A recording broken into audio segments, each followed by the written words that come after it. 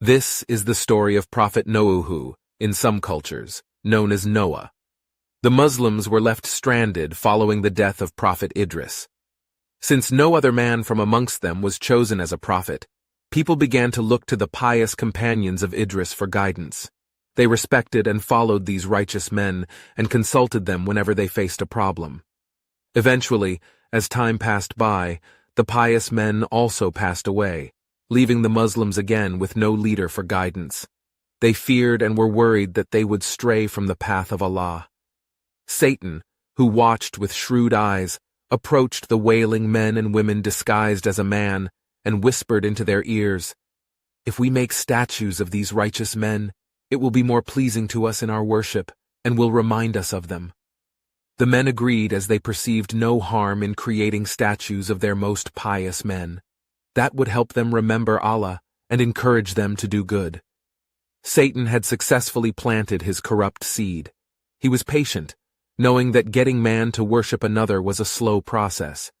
When that generation had passed, and the new generation of people had forgotten the intention behind building statues, Satan whispered into the ears of the men, "Your forefathers used to worship these idols. These statues brought them well." Thus, idolatry took root in the hearts of man.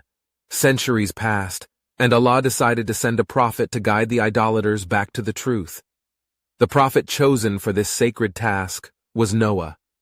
Allah blessed his loyal disciple with eloquent speech and immense patience so that he may successfully carry out his duty. So Prophet Noah began to preach to his people about the mysteries of the vast universe. He informed them about the night and the day, the stars and the moon, the plants and animals, and the heavens and the earth. He explained to them that Allah created man to glorify and worship him.